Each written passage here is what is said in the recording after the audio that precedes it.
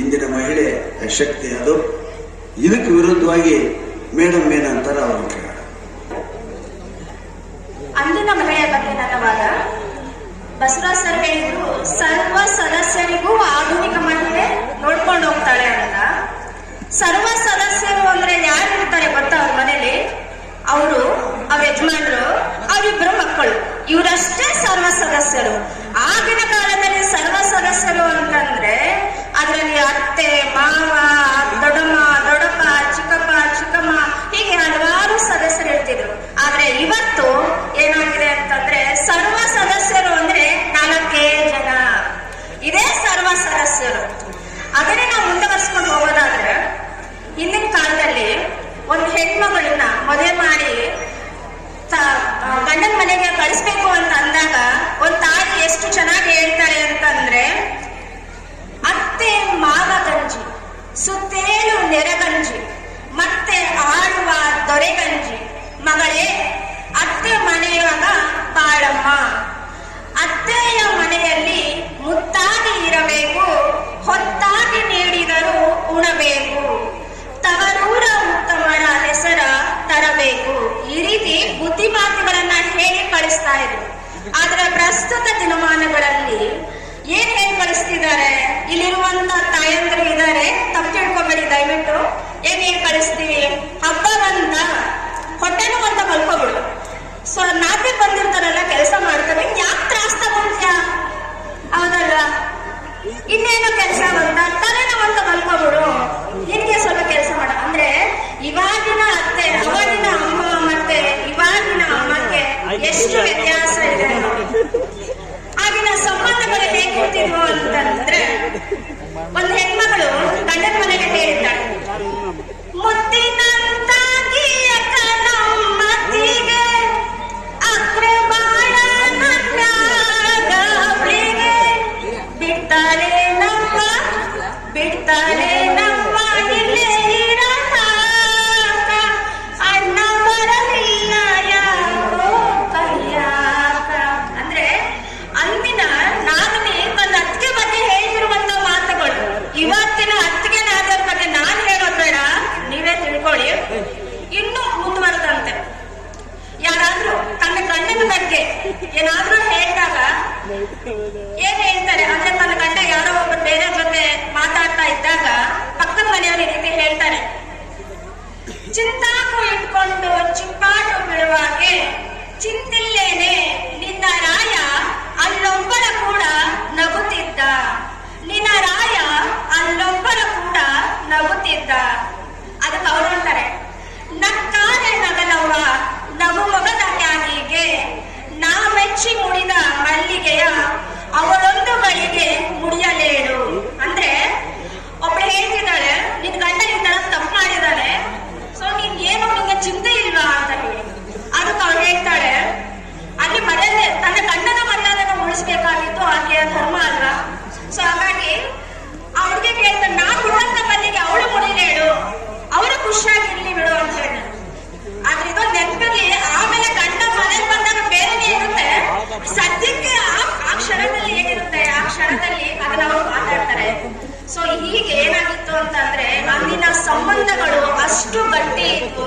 ಆದ್ರೆ ಇವತ್ತಿನ ಸಂಬಂಧಗಳು ಏನಾಗಿದೆ ಅಂತಂದ್ರೆ, ನಾವು ಒಂದು ಅವಿಭಕ್ತ ಕುಟುಂಬ ಹೋಗಿ ವಿಭಕ್ತ ಕುಟುಂಬ ಆಗಿದೆ. ಅಜ್ಜಿಯ ಕಥೆಗಳು ಇಲ್ಲ, ದೊಡ್ಡಪ್ಪನ ಅಕ್ಕರೇ ಇಲ್ಲ, ಕೇವಲ ಶಾಲೆ ಮತ್ತು ಮನೆ ಇಷ್ಟೇ ಆಗಿದೆ ಮಕ್ಕಳ ಕತೆ. ಮುಂದೊಂದು ದಿನ ಹೇಳ್ಬೋದು ಏನು ಅಂತಂದ್ರೆ, ಅಜ್ಜಿ ಹತ್ರ ಹಿಂಗಿದ್ರು, ದೊಡ್ಡಪ್ಪ ಹತ್ರ ಹಿಂಗಿದ್ರು, ಯಾಕಂದ್ರೆ ಒಂದೇ ಮಗು ಮಾಡ್ಕೊಂತ ಇರೋದು ಎಲ್ರು ಕೂಡ. ಸೊ ಹಾಗಾಗಿ ಅಂದಿನ ಮಹಿಳೆಯ ಚಂದ, ಇಂದಿನ ಮಹಿಳೆಗೆನ್ನುವಂತೂ ನನ್ನ ವಾದ. ಶ್ರೀಮತಿ ತೇಜಸ್ವಿನಿ ಬಂಡಿ ಅವರು, ಅರುಣಕುಮಾರ್ ಬಹಳ ಚೆನ್ನಾಗಿ ಹೇಳಿದ್ರು. ಹೊತ್ತಾಗಿ ನೀಡಿದರ ಉಣಬೇಕು ಮಗಳೇ, ಗಂಡನಿಗಿಂತ ಮುಂಚೆ ಉಣಬಾರ್ದು ಅನ್ನುವಂತ ಒಂದು ಪದ್ಧತಿ ಇತ್ತು ಆಗಿನ ಕಾಲಕ್ಕೆ. ಅಂದ್ರೆ ಗಂಡ ಊಟ ಮಾಡಿ ಅವನು ತೃಪ್ತಿ ಆದ್ಮೇಲೆ ಅದನ್ನು ಪ್ರಸಾದ ರೂಪದಲ್ಲಿ ಸ್ವೀಕರಿಸಬೇಕು ಅಂತಕ್ಕಂಥ ಅಕ್ಕಮಹಾದೇವಿ, ಸಂಜೀವನಮ್ಮ ಅಂತವ್ರ ಕಾಲದ ವಿಷಯ.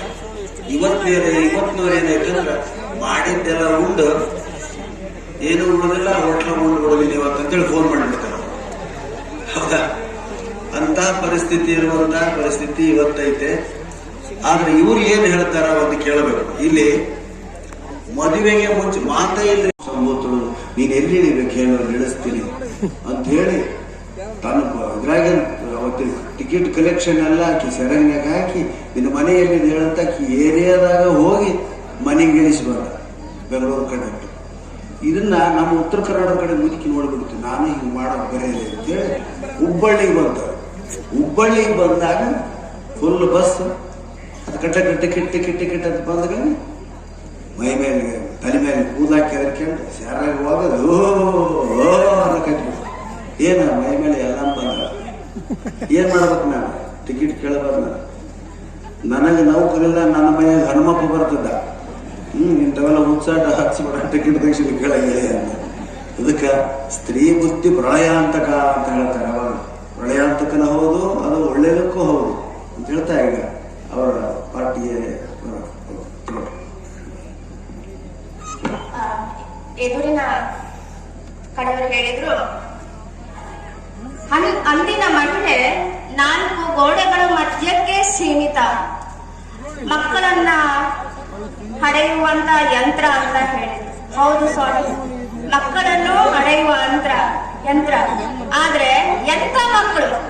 ಸ್ವಾಮಿ ವಿವೇಕಾನಂದರನ್ನು, ಅಬ್ದುಲ್ ಕಲಾಂ ಸರ್, ಅಂಬೇಡ್ಕರ್ ಅವರು, ಶಿವಾಜಿ ಮಹಾರಾಜ್ ಅಂತವನ್ನ ಮಹಾನುಭಾವನೆಲ್ಲ ಹಡೆದು ಬೆಳೆಸಿದಂತವರು ಅಂದಿನ ಮಹಿಳೆಯರು. ಇಂದಿನ ಮಹಿಳೆಯರು ಯಾರೂ ಇಲ್ಲ. ನಾವು ಕೂಡ ಆಗ್ಬೇಕಾಗಿತ್ತಲ್ಲ, ಶಿವಾಜಿ ಮಹಾರಾಜ್ ಅವರು ಆಗ್ಬೇಕಿತ್ತಲ್ಲ, ಅಂಬೇಡ್ಕರ್ ಆಗ್ಬೇಕಾಗಿತ್ತಲ್ಲ. ನಾವೆಲ್ಲ ಆಧುನಿಕ ಕಾಲದಲ್ಲೆಲ್ವಾ ಇರೋದು? ಯಾಕೆ ನಾವೆಲ್ಲ ಆಗ್ತಾ ಇರಲಿಲ್ಲ?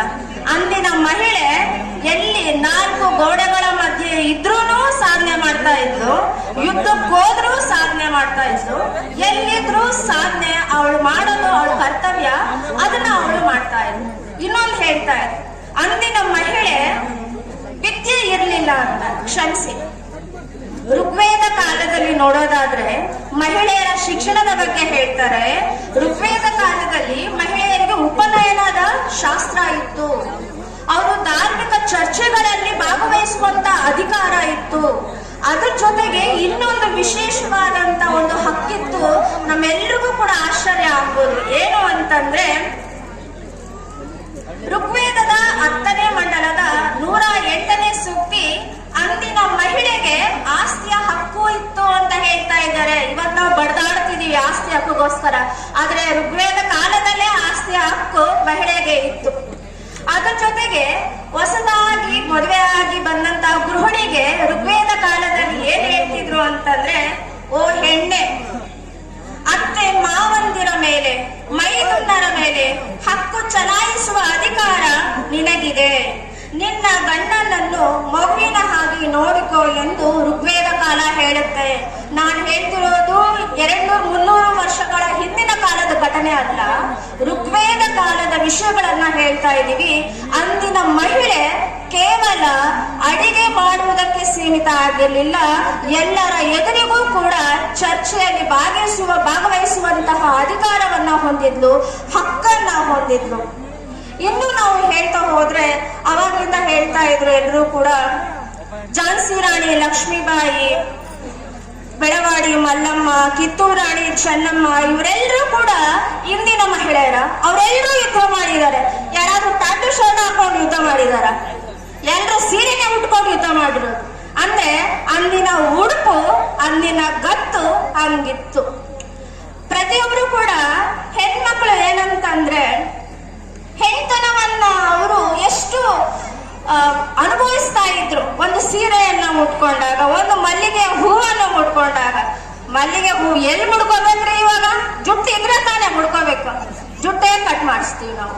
ಸ್ಟೈಲು, ರೀಲ್ಸು, ಇನ್ಸ್ಟಾ ಇವೆಲ್ಲ ಇವತ್ತಿನ. ಆದ್ರೆ ಅವತ್ತಿನ ಮಹಿಳೆ ತನ್ನ ಹೆಣ್ತನವನ್ನ ಎಷ್ಟು ಚೆನ್ನಾಗಿ ಅನುಭವಿಸ್ತಾ ಇದ್ರು. ಅಂದಿನ ಮಹಿಳೆ ಶ್ರೇಷ್ಠ ಅಲ್ವೇ? ಇವತ್ತಿನ ಮಹಿಳೆಯರು ನಾವೆಲ್ಲರೂ ಕೂಡ ನಮ್ಮನ್ನು ಸೇರಿಸಿ ಕಲಿಬೇಕು. ಅವತ್ತಿನ ಸಾಧಕಿಯರ ಲಿಸ್ಟಿಗೆ ನಮ್ಮ ತಾಯಂದಿರನ್ನೂ ಸೇರಿಸ್ತೀನಿ, ಆಪೋಸಿಟ್ ಇರೋರು ನಿಮ್ಮ ತಾಯಂದಿರನ್ನೂ ಸೇರಿಸ್ತೀನಿ. ಯಾಕೆ ಅಂತಂದ್ರೆ ಅಂದಿನ ಮಹಿಳೆ ನಮಗೆ ಕೊಟ್ಟ ಸಂಸ್ಕಾರದಿಂದ ನಾವೆಲ್ಲರೂ ಇವತ್ತಿಲ್ ಮಾತಾಡ್ತಾ ಇದ್ದೀವಿ. ಇಲ್ಲ ಅಂತಂದ್ರೆ ಎಲ್ಲಿ ಮಾತಾಡ್ಬೇಕು ನಾವೆಲ್ಲರೂ?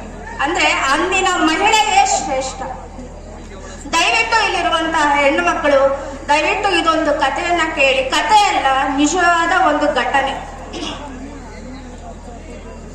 ದುರ್ಗಾಬಾಯಿ